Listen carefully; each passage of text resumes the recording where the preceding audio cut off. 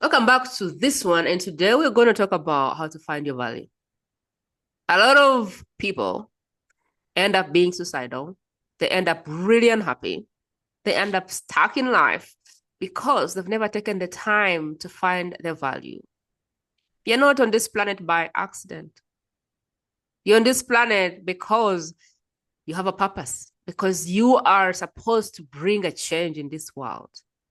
But a lot of us never give ourselves permission to step into that, find what value we can bring, and take that to life. And what ends up happening is the more you don't find your value, the more you really stand a chance of being unhappy.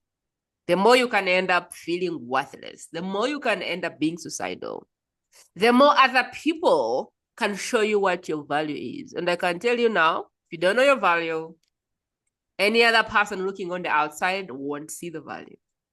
And so the best thing really which you can do for yourself is find your value and lean into it. With me is Steve Mark, and Steve is an amazing, amazing human being who spent a fair share of his life turning his pain into something that is changing the world.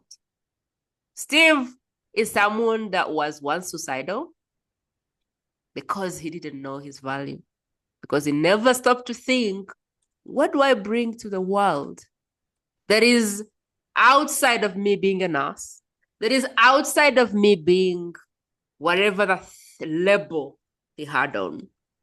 He was suicidal, and that was his turning point.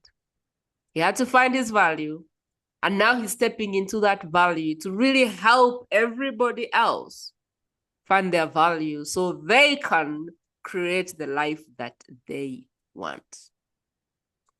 If you're in a place where you feel lost, you feel stuck, you feel like you don't know what your purpose is, you feel like no one sees your value, and you feel like there's no reason for existence, this might as well just be the best episode you've watched with us. This is School of Hard Knocks. He's been there, he's suffered, he's had the pain. This is someone really just teaching from their tears. His framework was literally developed from an attempt to save his own life. And so if you're looking for real, raw, and transformational stuff that can change your life, Steve is your guy. At the end of this episode, what I want you to do is I want you to think through who is the one person that I know that in the hands of, in their life, this information would change their life. We want to flip someone's life. And if you're watching this, you are the vessel for this message. So who do you know that is at the end of their life? Who do you know that is so unhappy? Who do you know that is suicidal? Who do you know that doesn't make sense of what's happening in their life and needs hope in their life? I want you to have those people in your mind as we go through this. And at whatever point you decide to hop off, I'd love for you to share this episode with them. And it's simple how we do that. It is literally, I saw this episode, I saw this video, I saw this interview, and I thought about you.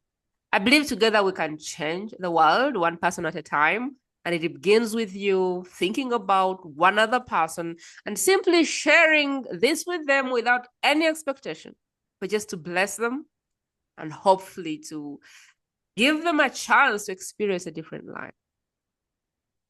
Without further ado, Steve Mark, welcome to the World's Best Kept Secret. I am so honored that you made it.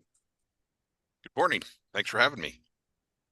Yeah, absolutely. What is it that I missed out as I was going around about what you do and how you do it? What is it that you wish I said in a very short blurb form that I kept just moving around? Like, Prima, just say this. Like, what is it that you do? Um, I help people to embrace their innate value. A few years ago, so I got this pathway. Really, this is not mine. I stole it from my friend. So my friend Clint wrote a book called "Responding to the Call: Resuscitating the Heart of Man Back to God." And in that book, he and I are both first responders. We have first responder background, and we're both nurses now. So anyway, he made a metaphor of the work that we do as first responders, Mm, which is responding to a call, uh, a call for help, right? mm, Made that a metaphor to what we should do as believers. So this works too, right? If somebody's listening and I'm not, I'm not pushing religion. I have my own belief system. I'm a Christian, but so that's the direction that I come from. mm, But the information is still valid if somebody chooses not to believe that way. That's okay. mm, So mm. this isn't a Sunday morning service. Um, but anyway, um, so the journey that the kind of the stair step thing that he created in that book, and I've kind of Mm, taken it on, is relationship gives identity. mm, Identity establishes value. Value is really what we're going to start with today. mm, Identity establishes value. Value establishes purpose, and purpose reveals responsibility. mm. Can you say that again? So what I find, Relationship, this was relationship, relation mm, relationship is relationships gives identity. mm-hmm, Identity establishes value. mm-hmm,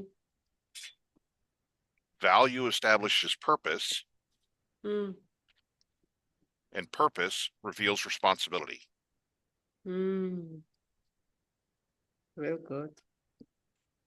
So in my own case, my Mm, own experience, well, anyway, you asked me what I do for people. I help people to see and then embrace their innate value. mm. And Your from that internet value, is we can move out both directions. your I internet have seems value, so I can, your internet seems to be cutting. Do you think so it's from the, me? all right. So I help someone to see and embrace their Mm, God-given value. And then from mm, there, we can, whichever mm, one's more important, we can move out both directions, right? I need to be from value. I can understand that I mm, can be secure in my identity mm, and my relationships have peace. mm, Or from a position of value, I can mm, now see my purpose. mm, So you mentioned people being stuck, right? So mm, from my value, I understand what my value is. In the world of sales, we call it a unique value proposition. mm, So what is your unique value proposition as a person? Not in what you sell, not mm. in what you do, but who you are as a person. So Wow. from that value, then I can see my purpose and I Mm. can start moving towards my purpose. And once I understand my purpose, then the responsibility comes clear. This is the things I need to do to achieve my purpose. So take me back to if I don't know what my innate value is, how does that show up? How does that affect my ability to be happy? How does that affect other people? How does that make me? What happens if this information is ignored or unknown? What happens in the ignorance of my value or this work? I'd like Well, for the person who is listening to kind of see how this is going to help them based on where they are at. yeah. Mm, Um, so they say ignorance is bliss, mm, and that's not always true.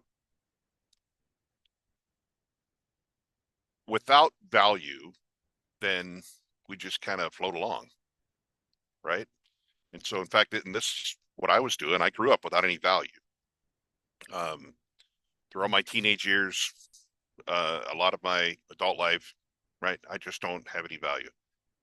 mm, Um, and I am worthless. mm, So I'm still doing things. mhm, I started a business and I had employees and my customers liked me and I'm married and have kids, like all that external outside stuff. So one of the things that it shows up, I don't have any value, is trying to acquire mm, these external things. Because mm, if I had a new car, then I would be happy. If I mm, had, if I had the newest, latest phone, if I had picked something, right? If I had the next job, if I had that office, if I had more money, like all those external things. Mm. And so I've had a lot of those different things. Those things don't make you happy. Mm. Well, so happiness is transitory. You know, it comes and Mm. goes, right? I'm happy today, and then this afternoon I'm sad because of this thing that happened, right? So happiness comes and goes. Mm. Without identity, it's hard to have joy. Mm. Um, and the reason that joy is important is because joy is just something that I decide, that's who I decide to be. Mm. I am joyful. I can be joyful in my circumstances because Mm. I know what my value is. So I might still plop a tire, you know, when I go into town today. I might still blow a Mm. tire, and that would make me unhappy, but it doesn't affect my joy. Mm. So That kind of thing. this value that you're talking about, is it internal? It sounds to me like internal value more than external value. Yeah, Could you give us right, more to that? right, Give us a little bit more because a lot of people find value or look for value in external things. I have this job, I'm the manager, I am earn this right, money, I have this car, I have this house, I buy food, so I am bringing value. But they forget the value that you're talking about, which is, I think, internally knowing that you have value, even though no one sees that, like the value you bring to yourself. I don't know. Could you say more? Because I feel like a lot of people see value externally, which is not what we're talking about here. right. I think, Mm. well, in the US at least, but maybe I was talking with a lady in Australia the other day, and she said Mm. that she and I are both nurses. She's in Australia, I'm in the US, and we Mm. both said the same kinds of things about the healthcare system. So my thought is, Mm. and I've traveled to other countries, my thought is that people around the world are much more alike than we are different. Mm. Like we look different and we have different things that we do, but I think most people are much more alike than we are different. Um, Mm. so plus people in other countries have fabulous food, but Mm. um, so value in the U.S. value often comes like we're talking about from external, right? Get that next Mm. office, I get that next thing. It's always the next thing, Mm. and so I'm never really happy with where I am right now.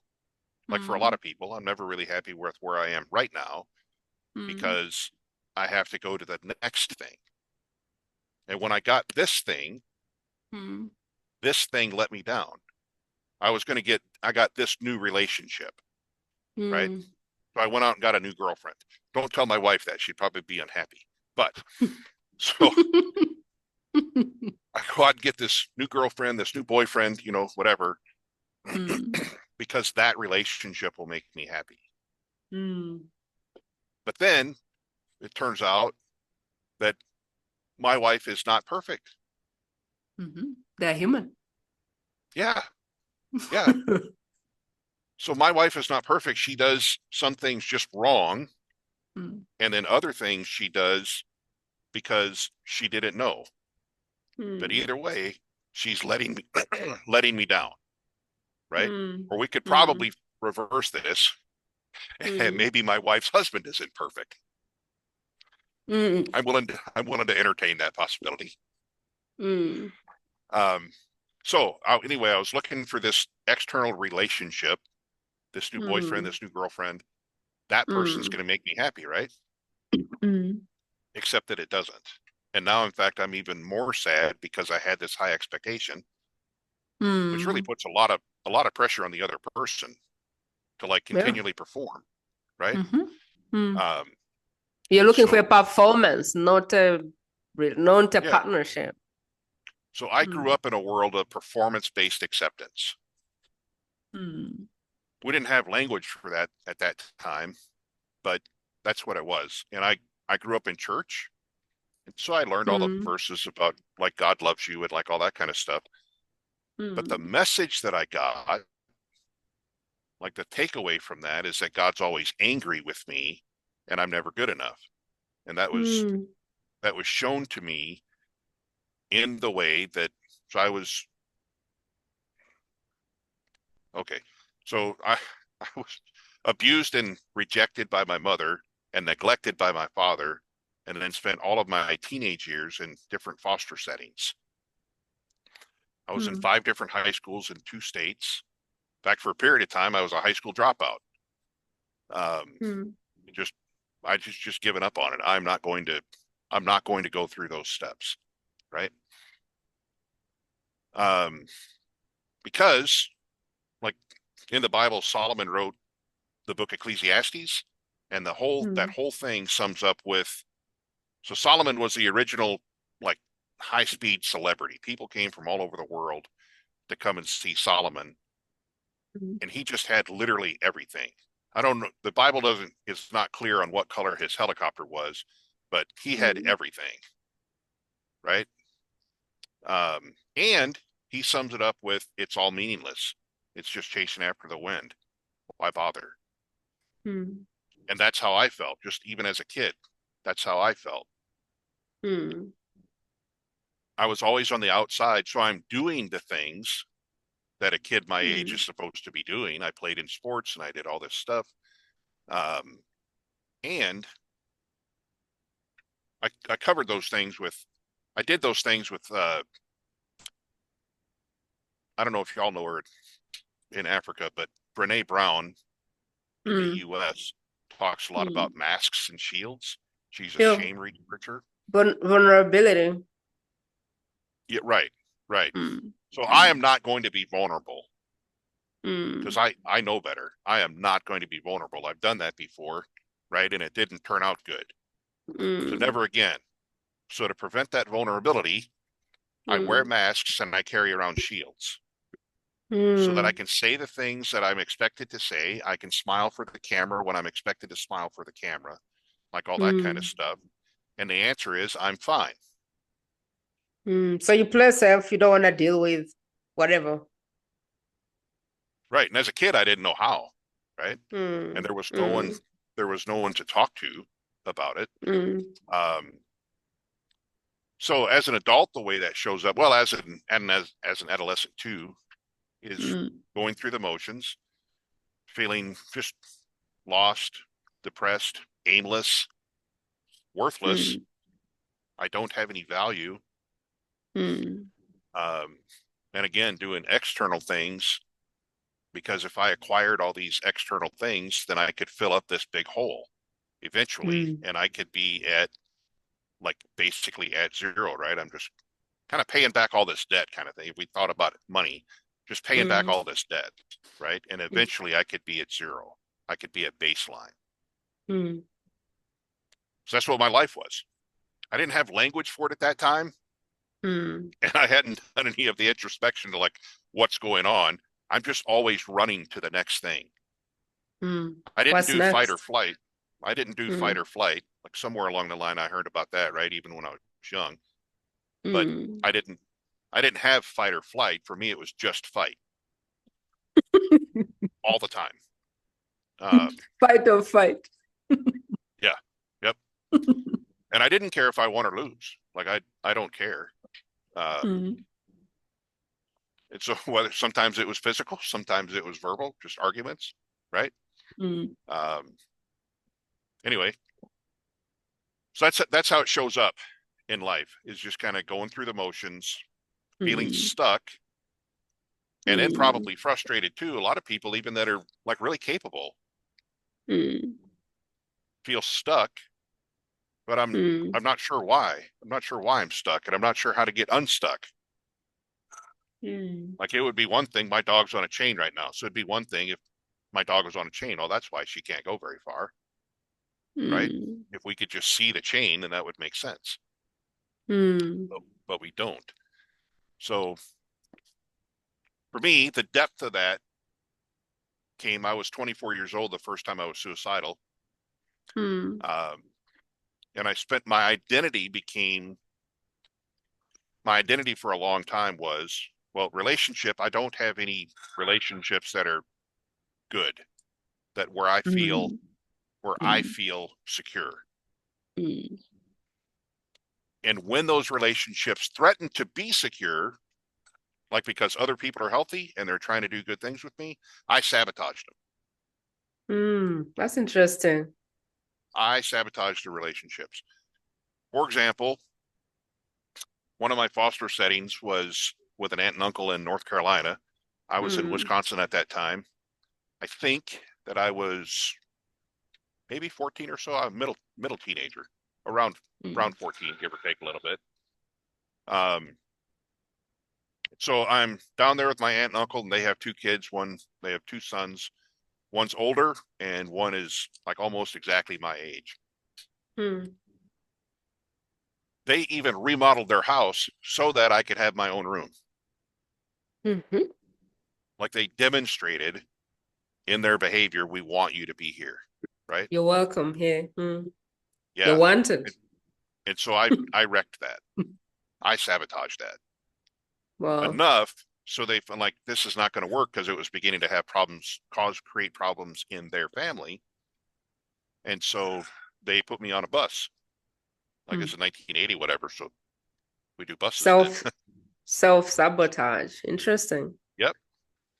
And I spent, that happened when I was a teenager. I was talking with my cousin who I'm probably 40 something. I don't talk to him Mm-hmm. very often. And Mm. well, he's died now. But so at the time, I didn't talk to him very Mm. often, but I happened to be talking to him on the phone. And that Mm. event, when they dropped me off at the bus, popped up in our Mm. conversation. Mm.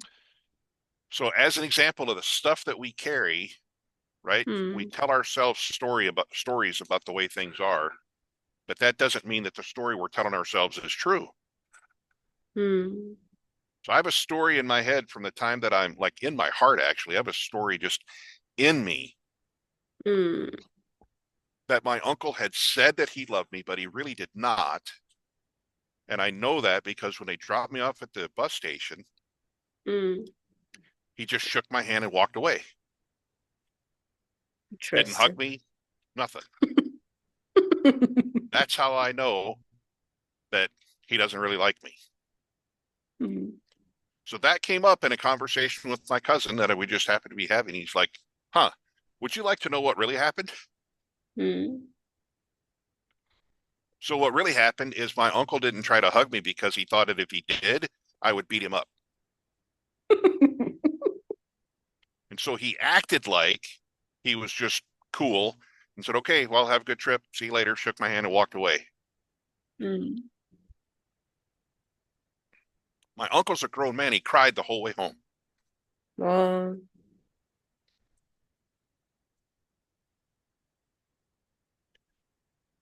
That's a story that I carried hmm. for decades. I know. Other people carry stories for decades, but the stories that we tell doesn't mean that the story's true. It's our story. It's our version. It's from our lens, our broken Right, lens. Wow. right. Wow. Wow. So So what? that goes directly to value, right? I Mm. don't have any value to him, Mm. and that was clear because of the way that he treated me when I got on the Mm. bus. So you thought you don't have value, or you thought you didn't see value, or you thought he didn't value you, when really what happened is you self-sabotaged the Right. opportunity because for some reason you didn't deserve to be there. Yeah, it was also just weird for me. Like these people are way too happy. They act like they like each other. Like all that kind of, it's just like weird, right? You're not And so cut out for that. I tried to fix it, so to speak, and make it normal, like the kind of normal that I had, which was Mm. like church songs were screamed, not sung. Mm. And Mm. then like it'd be Amazing Grace, but screaming. And I'm going to Mm. do all of you a favor, not do that. So Amazing Grace, for an example, would be screamed while Mm. pots and pans are being thrown, cupboards are being slammed. So that Mm. created a disconnect in my mind, right? Mm. Wow. Um, well, I'm just so as an curious. I'm just curious. What was your turning point? When did you decide? I am done with this in 2020. finger pointing, this shame, this guilt, In this. 2020. I am done with this. What happened? Take us there. Well, to get there, we Because, should start. To get to mm, 2020, we should start in 1997. That's the first time I was suicidal. wow. Mm, Um, and that came because my identity is mm, I am bad. mm, Like it's like I don't do bad things. I don't make mm. mistakes. I am a mistake. I am bad. Wow. Where did that come from? What I picked up as a kid in all these different church environments I'd been in and the relationships that I'd had, being Okay. bounced around, like all this kind of Okay. stuff, right?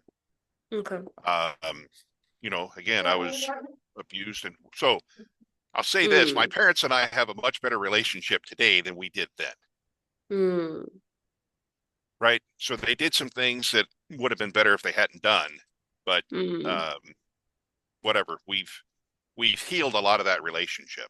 We don't have a mm, perfect relationship today, but we have a much better relationship than we did. So it's going to be a little bit dark, but it doesn't mean that, they're bad people and we still, we hate each other, all that thing, right? It's mm, just a thing that happened at the time. mm, But I was abused and rejected by my mother. I was neglected by my father. mm, And then in all these different foster placements, I'm always the outsider. mm, And then through school and all that stuff, right?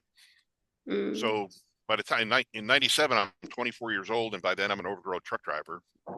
mm, And I'm finding all kinds of external things to, like, if I have money, then, and I did, I'm a single guy who's driving a truck. So I had some money.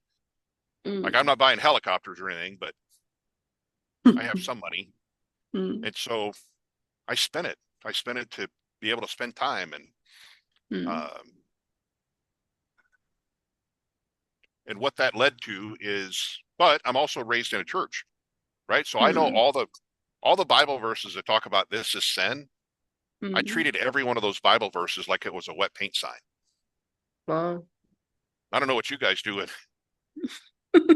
in your country about wet paint signs, but here, if there's a wet paint sign, we touch it. Mm. Sign says wet paint, we touch it to see if it's still wet. So I treated all those Bible verses that says this is sin like a wet paint sign. I'm just going to touch that and see, Mm. right? So that left me with again, it's not like sin is something that I do, it's I am. Hold on a moment. My dog just unplugged my, Mm. maybe we're okay. Um, so in 97, I was in the other Bible verses that I knew were verses to point to I should be condemned, Wow. right? For instance, the verse in Romans, the wages of sin is death. And so I finally Mm. decided I'm sitting in the back of my truck and I'd be like, you know what? Why bother? I'm Mm. just going to go get paid. Mm. Like right now, I'm just going to go get paid. Mm. And so I got interrupted. Like I'm holding Mm. the gun, the hammer's back. I'm looking at the bullet. Um, and I'm actively taking up slack on the trigger. When Mm. I got interrupted with, are you still going to read that book? Just a thought out of nowhere. Are you still going to read that book? Mm. So now I'm in a conversation that I hadn't expected. That book was uh, Robert Schuller's book, Self Love. Mm. So I read that book for a bit, right? The argument basically was if you continue doing what you're doing, you won't be able to read the book. Mm. But if you read the book first and want to come back to this, you still can. Well, that logic Mm. worked for me. And so I'm like, okay, I did buy the book, so I guess I'll read it.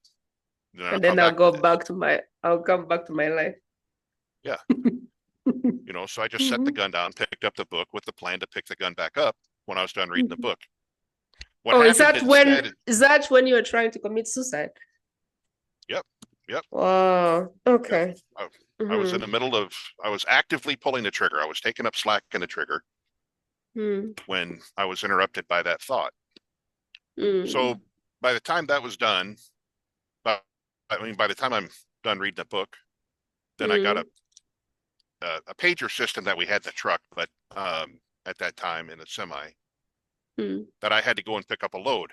So that load gave me purpose, right? Go do this task. That load gave me purpose.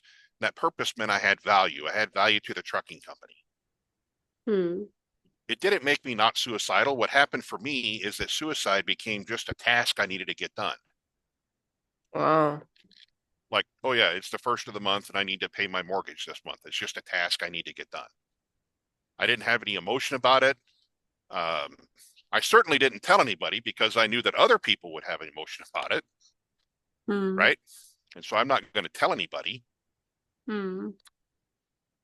So there were lots of times over lots of years when, like, I would have that thought, like, you have time right now, we can just get this done. Wow. And I would sometimes think about, let's see, nobody's home right now.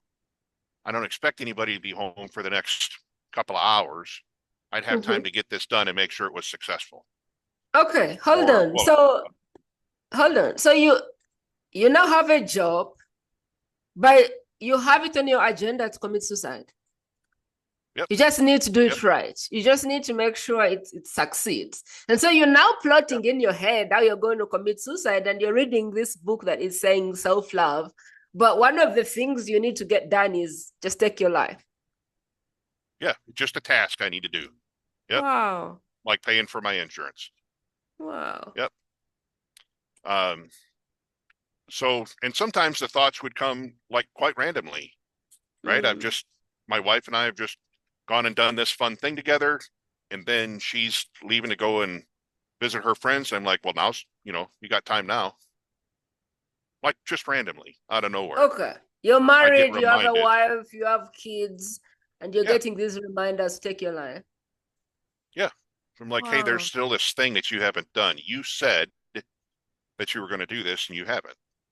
Wow. It became like a promise I have to keep to myself. Right. Mm.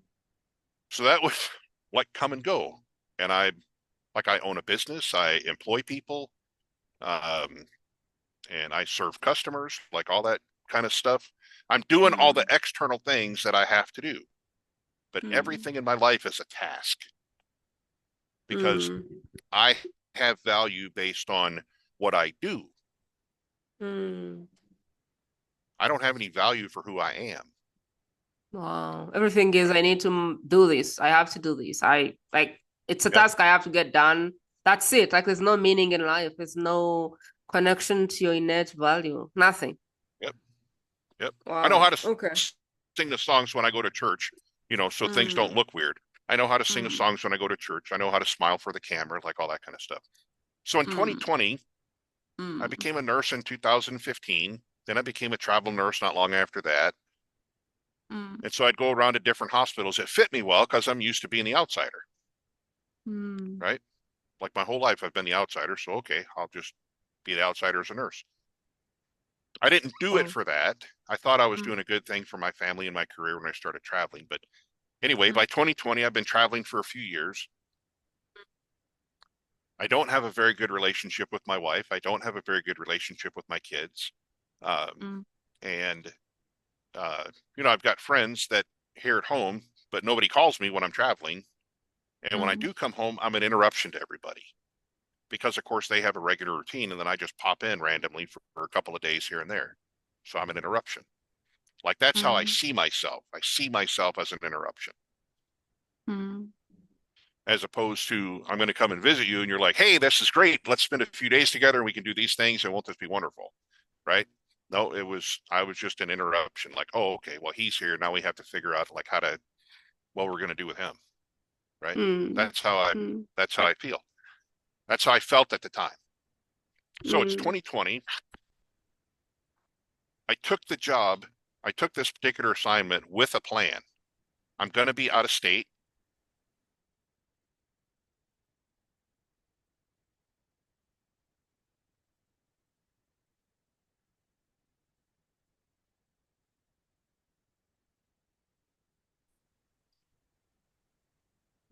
Okay. So what we were talking about when that blinked out was um, Mm. the intersection of mental mental health and personal growth. This Mm. became the intersection for me for mental health and personal growth. Mm. Okay. So it's 2020. I took an assignment out of state. I'm a travel nurse. I took an assignment out of state with the plan to go down there. I'm going to make some money. I'm going to pay some debt down, stack up some cash, set my family up as well as I can. And then I'm just Mm. going to complete this task on my way home. Mm. This task that's been hanging out since 1997 that I still haven't gotten done yet. I'm finally going to Mm. clip that off my boxes. That's my plan. And I Mm. took the gun. I took the gun with me that I intended to use. Mm. So in this, all right. Mm-hmm. So I'm holding on this particular date, like I'm doing. I'm even. This is how black I am. I'm Mm. I'm working with people that are actively suicidal. I'm in a psych unit in the ER. Mm. Like your I'm job working. is actually for the same thing. Like you actually work with people who are Yeah. suicidal. Wow. Yep. Okay. Yep. Okay. Um, and like we can set you up for help, but I am not worth help. So you're helping I everybody I can. else, but not yourself. Right. Right. I'm Wow. not worth it. Yep. Wow. Um, so, and I mean, I'm doing well, right? So I've figured out how to hide the, like, there's a lot of people that, in the US at least, walking down the hallway and I see at work, like, hey, how you doing? I don't expect you to actually answer that question. Mm. It's just the thing we say. And so Mm. the standard answer, like the correct answer is, yeah, I'm doing great. That's the correct answer. Well, it might not be Mm. real. It might not be the truth, Mm. But it's the but expected. I don't actually expect, yeah, I don't actually expect you to answer the question. And on your side, if you did answer the question, you don't expect me to actually stand there and listen to you, or maybe trust me to tell you to, you maybe don't even trust me to tell me what's going on because I'm going to go to the Mm. water cooler and tell everybody else, hey, do you know what Sally said? Mm. Right? The word is not That kind of safe. thing. Mm. Yeah. Wow. So the answer is, I'm going to Mm. help you get the help that you feel like you need, but I'm not worth it. Plus, I already have a plan. Like I know what I'm doing. I'm sorted. I'm good. Like I'm going I to did. It's make. twisted. It's Mm. twisted and dark, but I do have a purpose. I don't have any value, but I do have a purpose. To end my life. And I have responsibility. My responsibility is I'm going to finish this task that I started decades ago, Mm. right? So I do have clear purpose. I'm just not doing it yet Wow. because I'm going to finish this job first and set my Mm. family up as well as I can. I've never written a note. I've read a lot of notes. I've read lots and lots of suicide notes. Mm. Um, and but I've never written one. And the reason I Mm. haven't written one is I didn't want to have to write. I didn't want to have to write the things I'd have to for the note to be true. I'm just not going to write one. Wow. Wow. That's my thought process. It's kind And of dark. you have a wife, you have kids. And so what you're doing is Yep. just making sure there's money in that account so they never suffer. Otherwise, you're clear, you're going to kill yourself. Yep. Wow. Yeah. And Wow. they'll do fine. They can, she can get a replacement guy. Uh, my kids will be like, oh, okay, well, I guess we'll just move on. Like that's how I'm thinking. Just like that. And yep. And a Mm. lot of the people I've talked to, Mm. so either as a first responder or as a nurse in the ER in a mental health unit, Mm. I've had, I've talked with lots and lots and lots of people who are Mm. suicidal, and we get whatever the exit was. Ultimately, what Mm. happens is that person's suicidal because I no longer have value.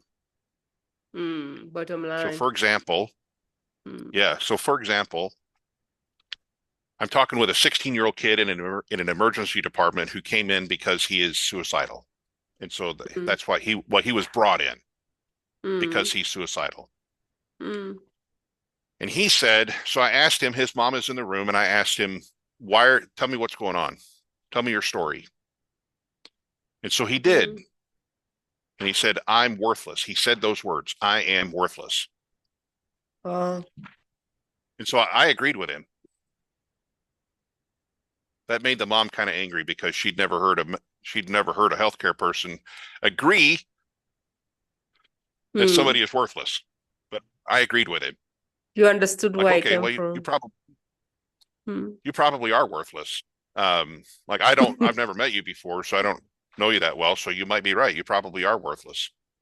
Hmm. So explain to me. Tell me why you're worthless. Hmm. And so he did. And everything he said had to do with things he had either done or not done. Hmm. Okay. This is important. Everything he said, this was true for me Hmm. too. The reason that I didn't have any value is because of things I had done or not done. Hmm. I'd done a bunch of bad stuff. Hmm. And so this kid is telling me like all these things that he's either done or not done, and that's why he's worthless. Oh. He's just full of shame. And I was Hmm. full of shame. Hmm. So then I asked his mom, who's in the room this whole time. I asked his Hmm. mom, like, what do you think? Is he worthless? Hmm. Mom said, no, he's super valuable. Like, Hmm. how could you even ask that question? So again, right in the beginning, we talked about relationship, identity, Hmm. value, purpose, Hmm. responsibility. So we're going to go relationship, identity, value. So I asked mom, what do you think? Is he worthless? And she's like, no, how could you even ask that question? Hmm. He's my son. That's Hmm. both relationship and identity. And then I asked her, like, okay, why do you think he has value? Hmm. Every one of her answers were about who he is. Every one of his answers were about things he had done. Hmm. That's Her really good. answers were about who Hmm. he is Hmm. or who he is to me, right? He is my son. Hmm. So in 2020, so we worked that through. The reason that I agreed with him if he's whether he's worthless or not Hmm. is because I've responded to a bunch of head-on collisions. So in fact, I was trying to get my wife to understand this some months ago, and she's not getting it. And so I finally said, you know what? I want a divorce. Wow. Well, that she's suddenly paying attention because that came out of nowhere. I want a divorce, right? So she said, why? My answer is because you don't love me anymore. Hmm. What do you guess her answer was? Hmm. What, What what would you makes you guess? say what makes you say that? Okay, that actually would be better. That actually would have been better. She Hmm. said, no, I do love you, Wow. right? You don't love Hmm. me anymore. No, I do love you. Well, what we've done then is we've created a head on collision Hmm. because I'm going this way. You don't love me anymore. She's coming this way. Yes, I do. We have a head on collision. Hmm. I've responded to a bunch of head on collisions when I was a paramedic. And a head on collision like every one of them have a few things in common. They're Hmm. loud, they're messy, they're dirty. Nobody wants to be there. Lots of people are angry. Somebody's going to get hurt. Head on Hmm. collision has a bunch of things in common. And that's Hmm. what we've just created. You don't love me anymore? Yes, I do. That's a head on collision. Hmm. That kid that I'm talking to in the ER, he'd been with a therapist before. He talked to his parents before, right? I'm worthless. No, you're not. You have huge value, like all that kind of stuff, right? Hmm. That's a head on collision. That's why he saw it that way. Hmm. Or if you tell your kid, like, go brush your teeth, what's your kids say? No, I don't want to, right? They push back, right? Hmm. So that's what he's doing. So when he said, I'm worthless, I just agreed with him. Hmm. And the reason is because I avoided the head on collision. Hmm. I was in the Navy. I was on a really big boat, and not an aircraft carrier, but still a really big boat, which is pretty good at going straight ahead, but they really Hmm. suck at parallel parking. Hmm. That boat was 700 something feet long. It sucked at parallel parking. Hmm. But sometimes it had to tie up sideways to the pier. And so we used a tugboat. And a tugboat came alongside the boat and nudged it over a little at a time. The captain is still in control. The captain is still like steering his boat and whatever, or Hmm. telling people to steer the boat. But the tugboat is nudging the boat a little bit at a time. Mm. And eventually the boat ends up tied up to the pier where it belongs. And so I was being a tugboat for this guy. I avoided the head-on collision, but we still needed to go a different direction. So I helped him to turn a little at a time. And he left the ER ready to go back to talk to a therapist, not feeling suicidal anymore. Wow. So for me, let's go back to that room. I'm out of state on a job and I'm holding the gun and Mm. thinking about the final steps. I'm Mm. thinking about where am I going to stop? Like what time of day, what kind of place do I have to look for to make sure I don't get interrupted? Like all this Mm. kind of thing, right? When I hear a, a voice that says, I wonder how important you must really be. This Mm. is the intersection of mental health and personal growth. I wonder how important you must really be. And my answer is, Mm. well, not very important, right? For all those things. I don't have a good relationship at home. Friends don't call me. I'm just a replaceable monkey picking up a spot on the calendar at this hospital. I'm not theirs, right? Mm. All this thing.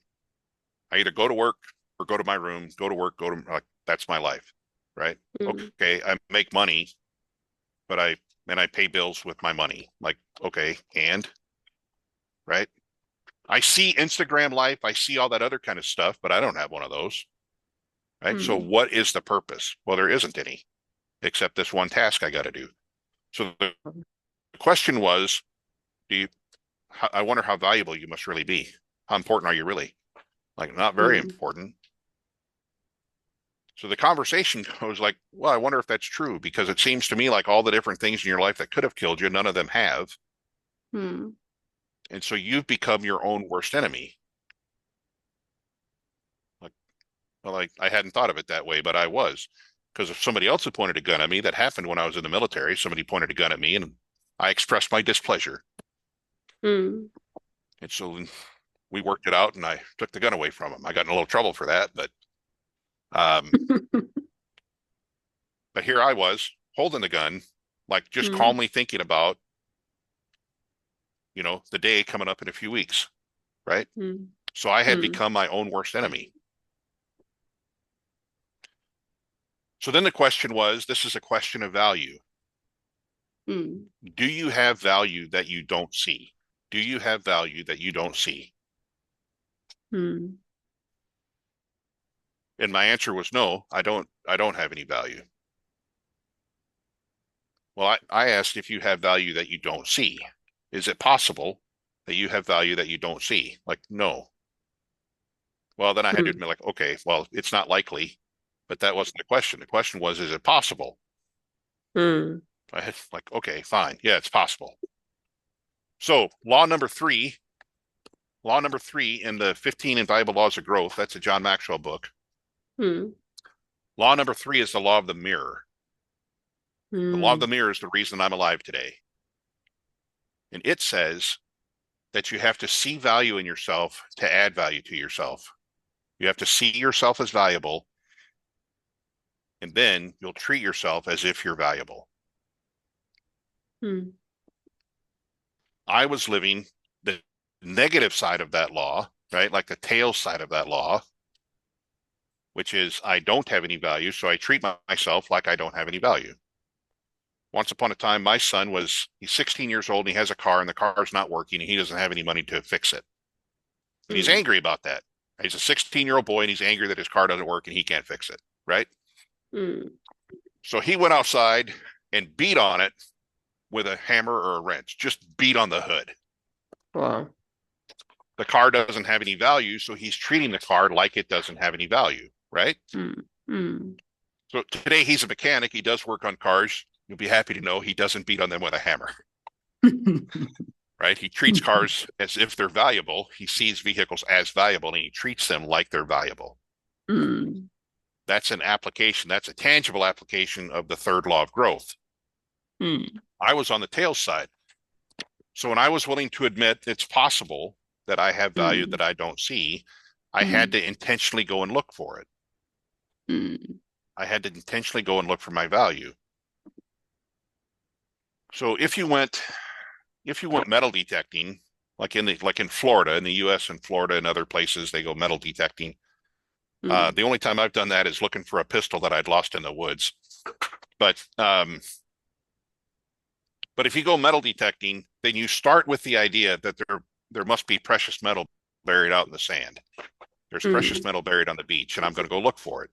So you take a day Mm. off of work and you rent a metal detector and you go and get sunburned and you like do all that stuff because you start with the idea that I think that there might be value out there and I'm going to go look for it. Mm. That's what I had to do. Today, that's what I help people do. Let's go metal detecting. Let's go out and look for Mm. the value. Let's assume there's some value and let's go look for it. So Yep. I would love for you to take my hand and take me step by step.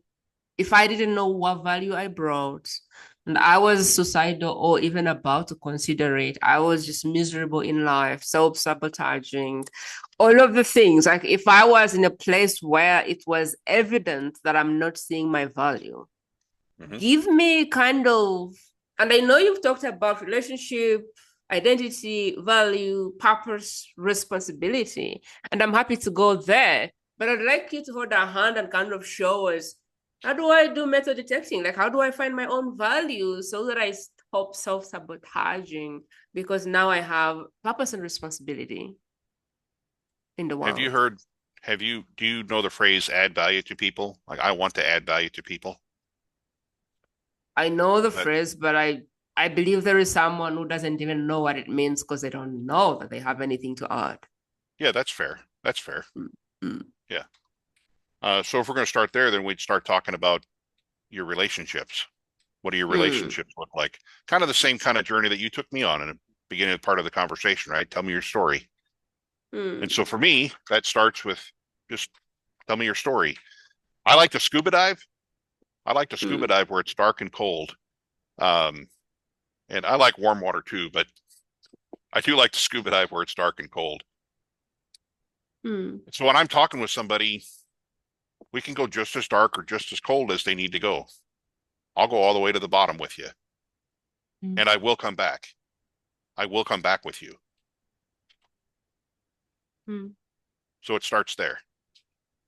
Let it be just as raw and ugly as it is.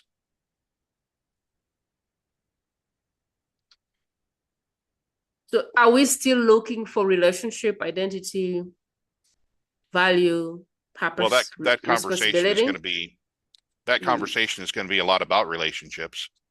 Like even when it's Mm. dark and cold, that conversation is going to be a lot about relationships. Like mine was, right? My early relationships with my parents were unpleasant, Mm. right? Growing up as a kid where I'm always someplace different and I'm always different than other people because Mm. I'm someplace different, right? So Yeah. I've got a very different experience than other kids in the same grade, right? Mm. Who all have been through all these different grades together, Mm. right? So that conversation really is going to be mostly about relationships and the identity that you took from those relationships. Now, Mm. I'm a Christian and I'm not going to, like, again, this isn't a Sunday morning service, so I don't have anything to sell about this, but um, I still do come from that direction, right? Mm. So I believe that this is Romans 8:5 maybe comes to mind.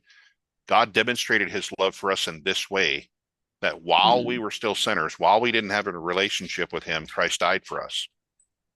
Mm. So I was very valuable to this mystical figure in the big book.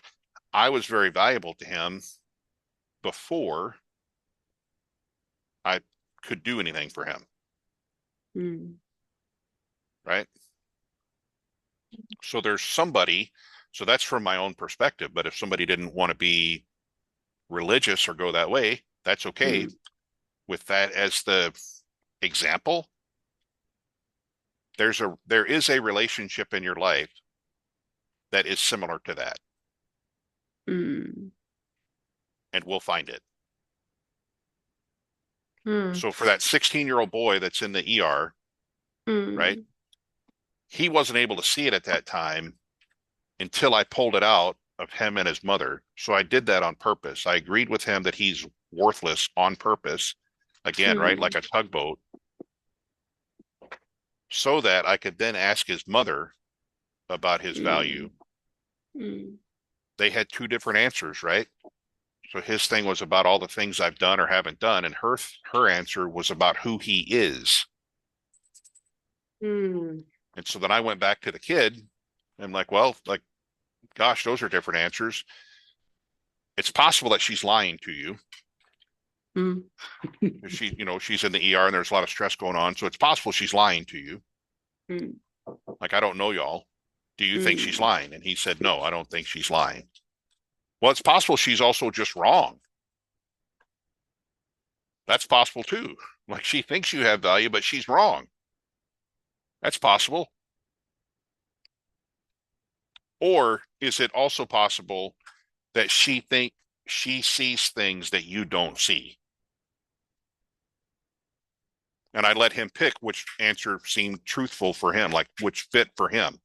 And he picked the one, well, she's looking at it differently than I do. Okay. Well, how about from there, are you able to like borrow her vision for a minute, right? And let's start working from there. So let me see if I understand. In whatever situation someone finds themselves in, stuck, just really lost value, doesn't like their life, what you're saying is, let's look at the relationships down your timeline and see what happened there. Because it's possible that you picked up a lot of things. I'm going to try and mumble through the process, and I want you to help me bring some light, because I would love for us to deliver this process. So what I'm picking is, there's relationships that have happened in your life, and you've driven meaning and identity out of those relationships, and ultimately they've gotten you where you are. So what I'm picking from you is, we're going to go down the timeline, look at the relationships you've had, and possibly see what you picked off of that. Once we pick a relationship, we're able to drive the identity it gave you. And if we can change the relationship you have, then we can change where you're going, because it's a relationship that gives you identity, which identity shows you your value, which value shows you your purpose, which purpose gives you responsibility for life. So if we can change the relationship that you have, or the identity you're having with this relationship, we can change everything, but we need to change the relationship that you have at the top of the funnel. Take me there, like help me understand how it works and how that is connected to when I was 5, I was abandoned, and when I was 10, I was married, and when I was 20, I was divorced, and when, like, how does that come back to someone's timeline of everything that has happened to kind of tell them that they have no value to offer, to a point where you're now saying, is it that you don't have value, or is it that you don't see the value? Like, help me understand that flip, because I think I understand when, if you change the relationship and your identity, that can drop into you seeing your value, which value gives you purpose, which purpose gives you. I think I understand that zigzag puzzle, but I'm failing to understand the timeline and how we're able to condense that into, oh, I see my value. I'm not as worthless as I'm thinking. Could you help me take me there? So for some people, that definitely would go to therapy, and I'm not a therapist. Coaching is very different than therapy. So we don't spend a huge amount of time on yesterday, right? Or lots of yesterdays ago, right? I don't spend a lot of time on the way my parents treated me when I was young, right? Those things did happen, and it's possible that those things need to get worked on with a therapist. That's a very different thing. And therapy has value. I personally have not gone to therapy. But again, because that came from a position of I'm not worth it, right? So otherwise I probably would have. Also, I was subjected to a bunch of therapists as a kid, and so I had a very negative view for a long time, right? Until I got to know some of them working in healthcare, and then I came to see them differently, right? So for me, I came from that position. I was subjected to them, and Mm. they attacked me Mm. as a kid, right? So it's possible that some of that stuff has to be just set aside for a moment, and we're not going to, it's not about healing. It's not necessarily about healing those past events, Mm. right? That may come in the future, or it may Mm. come by working with a therapist. So Mm. coaching is mostly focused, forward focused. You are here. We're going to talk a little bit about how you got here because that's important too. Like my Mm. car does have a rear view mirror, but the biggest part of my car is the windshield that faces forward, right? Mm. So I spend Okay. most of my time facing forward. Mm. So, It so what doesn't you're mean that what saying, happened, what you're saying is life happened and that's fine, but it's brought you here, and we're focused on what do you want and where do we need to start from to get there. Like this is yep, you want someone who is like, okay, I want this thing to change. And you just focus on the thing and creating how can you derive relationship and identity from where they are to move forward, or is there more? yeah. So I start with the proposition of value, Okay. and then from there, depending on what the person needs, then we can go Mm. either to identity and relationship, or it's not forward and backwards. It's not that. Mm. We draw it in a line and it'll look forward and backwards, but it's not. It's a, it can, I don't know, continuum is the right word, or It's not the uh, therapy way of doing it. It doesn't oh help no, going through the years and the years. My question though is, what are some of the questions I can ask myself if I don't know where to look, if I don't know that I have value, if I don't know what I have to offer myself, later on anybody else? Where should I start? Are there certain questions I can ask to kind of land on my value? yeah. Um, it's a little bit hard for me to like make it up as a role play, right? That's I've done a So lot of that, so but now we so have in a we have conversation, mm, um, your experiences matter, mm, right? The premise of your thing and lots of other podcasts or their stories are important. So from mm, your story, which is the rear view mirror, right? Your mm, story is the rear view mirror. I'm looking backwards and these are the things that happen. These are the places I've been. mm, Those things are important. And from there, we can pick out, okay, how do you now view the other things, the things that are in front of you, mm, right? And it might be dark. That's okay. We can clean a windshield. If the windshield gets dirty, we can clean a windshield. That's fine. mm, mm, Um, so from the experiences that you've had, and we'll talk about how you view things moving forward, mm, right? Part of the value that you have is going to be you're going to look at things very differently than I do.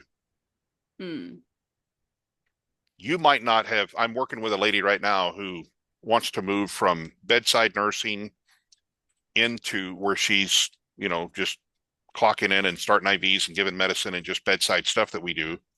And she mm, wants to go to where she's working with teaching hospital systems about using pharmaceutical drugs and equipment, not selling mm, it necessarily, but teaching them how to use it.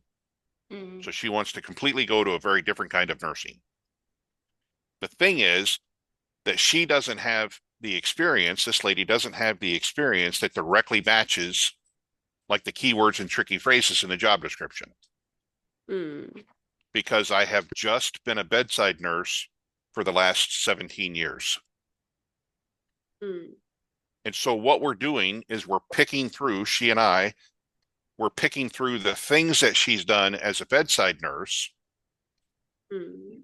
and helping her to see the value there that applies to this thing that she wants to do.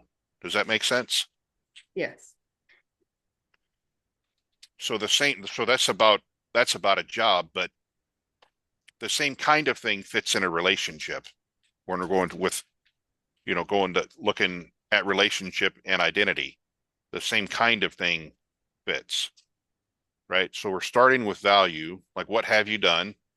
Mm, And then we pull out from those things that she's done the way that her experiences fit with the job description that she's trying to get. That's what we're working on. Is there any other kind of experiment you can pick? Is there any other scenario you can pick up to explain the process? I liked the one with the suicidal boy at the ER. Yeah, let's talk about. Yeah, let's pick someone and kind of see how that went for them. I feel like it'll be a very good way to look at it. Okay. So I've got a friend here in town. The thing that we worked on together was the relationship that he has with his sons. Okay. Right. Now, he didn't have a value question. He was clear on these are my boys. Right. But they had unhappy relationships, like the way that they talk to each other and whether they talk to each other, like all that kind of stuff. Right. And so we spent several sessions working through that, which is related to identity. So relationship and identity were set, right? We can't, I have sons. So no matter what they do, I still love my sons and they're still my sons and I'm still their father. And so that is set. So then we worked on seeing the value in those relationships, which impacted, because I see this as valuable, I treat it as valuable. That's law 3, right? The law of the mirror. It's not that he wasn't valuing his sons, but we looked at the value differently, and that changed the way that they communicate. So they have he and both of his boys have a better relationship today, like a closer relationship today than they did have. Because he saw his own value. Right. Well, we began to look at the value differently, right? Because relationships change over time, right? His boys were no longer young kids that live in his house. You know, they're both young men that are off in the world doing their things. And so that relationship has to change because the value that they bring to the relationship changes. The way that they look at the relationship changes. So the relationship shouldn't end.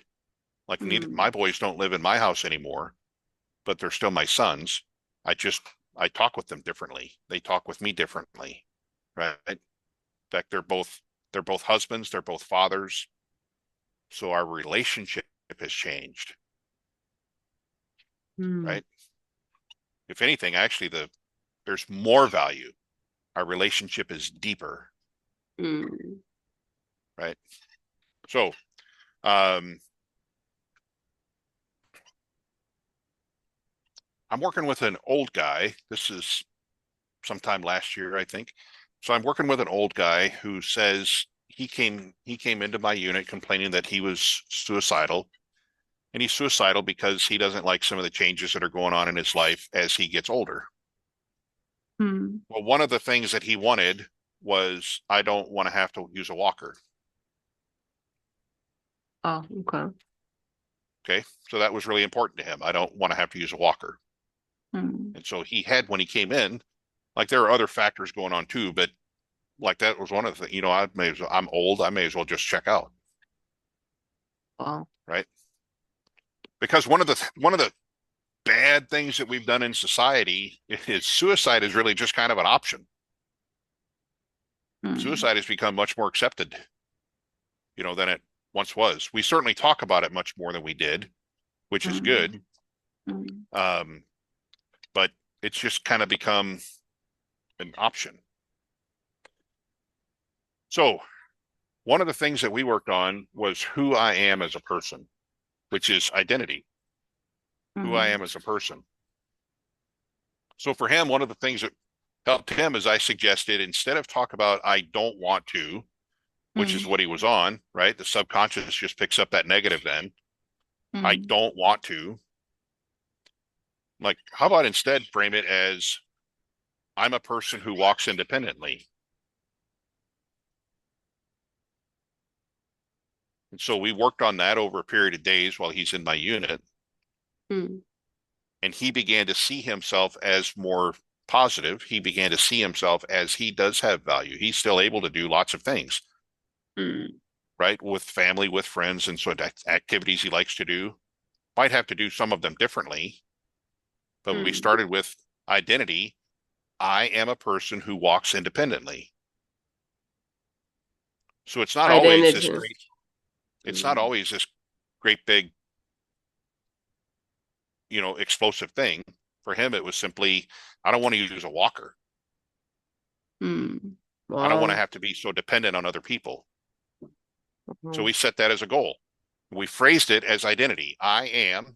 This is who I am. Mm. I'm a person who walks independently, which Mm. was also his purpose, Wow. right? Um, so Mm. for departing shots, you have innate value Mm.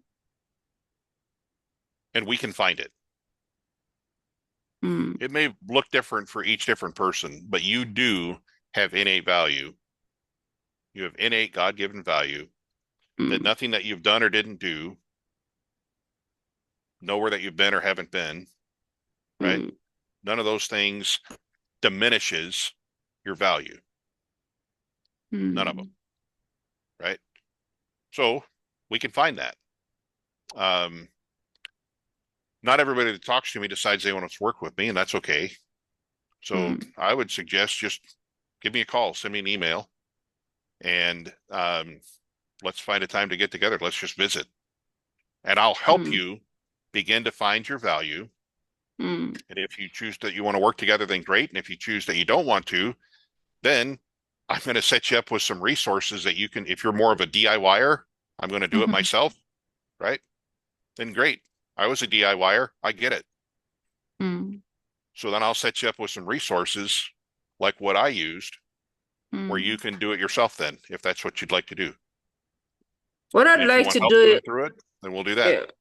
What I'd like to do is present some resources in the show notes. So if you're listening and you're like, okay, where do I go from here? There'll be some resources in the show notes that you can click on to see different ways how you can proceed this conversation with Steve. But ultimately, if you're in a place where you do not like your life, you do not like what you see, you do not like where you're taking things, your relationship seems complicated, there is a high chance that you do not see your value rightly, or your value is there, but it's wrapped around sandpaper. And so, really, what Steve does is help you dig for the gold. Because once you find your value, everything changes. There's a saying from Jim Rohn, I think. And that saying was when you change, everything around you changes for you. When you get better, everything around you gets better. And we do this really from what is my value? What value do I bring to me? What value do I bring to others? It's such a liberating thing to do for yourself because no matter where you go, there you are. And so we might as well start with the thing that is really in the way. And so if you're feeling called to work with Steve or dig in more of what he's come up with since he was in the same place, really planning to commit suicide and take his life because he didn't think he was valuable, because he thought he was a bad guy, then this is really something that can really help you. This is a path that you may want to adventure. But ultimately, the best way you can help Steve's work is look around. Who is the first connection? Someone that you really have like a grade one connection with that desires this work. I guarantee you're not watching this because you stumbled on this video. You're watching this because you're being picked to be the vessel for this message. So who do you know that needs to hear this work? Who needs to find their value? Who needs to dig for the gold? We would love for you to share this episode with them. Steve, is there anything else that you would like to add before we say goodbye to the listener?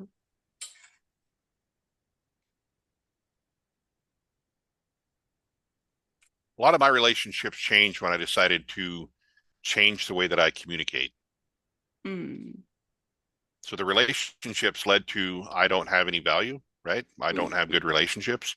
Mm. When I decided to, I'd spent a lot of time thinking about you need to. When I changed it to I need to, and I needed Mm. to change the way I communicated, then Mm. my relationships began to improve. And then the value in the relationships I could see them more clearly, right? Mm. So it was a communication problem was one of the problems that was existing. Mm. Um, I help people do that. Mm. When you can see yourself clearly, you can see others clearly, and your Yep. relationships get better because you have a clear lens. Before Yep. then, if you don't see your value and you're buried in shame, you have a tinted lens. And so everything people tell you is filtered through your lens. And every time someone says something, you pick up blame and shame and guilt, and you bounce back off them with that. But really, their intentions may be pure. They might be loving on you. They might be providing the Jesus type of love, but you're not able to be loved, or there's no one who will make you better, or there's no one who will make you happier because you don't believe you deserve to be happy in the first place. Right. You don't believe you Right. deserve love to be in the first place. You don't believe you deserve good intentions from people. And it's like you're always thinking that people are not as pure as they can be because you don't have like a pure lens of the world. And so you're always looking for like the thing to affirm that you're not good enough, you're not worthy, and all of those things. And so I hope that Steve and I have somehow steered you one step towards the solution, which is really you looking on the inside and finding your innate value, which you have. Otherwise, you wouldn't have a pulse. There is no one on this planet who has no value. Otherwise, you wouldn't have a pulse. And sometimes you just need somebody else, somebody I call like believing eyes or believing ears, or somebody who sees you better than you see yourself. And that is why Steve is here to help you dig for the gold. So I really hope you dig in. I hope you dig in. I appreciate you for showing up for yourself and taking in this. Really appreciate that. And Steve, thank you so Yes. much. Let's talk. Yeah, thank you so much for sparing the time to share with us, to pour into this community. We really cannot take that journey for granted. We can't take the moments for granted that you had to overcome to be here. We can't take for granted the fact that you didn't pull that trigger. And so we really celebrate you and appreciate you and honor you here at the Best Kept Secret. Thank you for being with us. Thanks for having me. All righty. Until next time, my friends, be well, stay well, sending you light and love.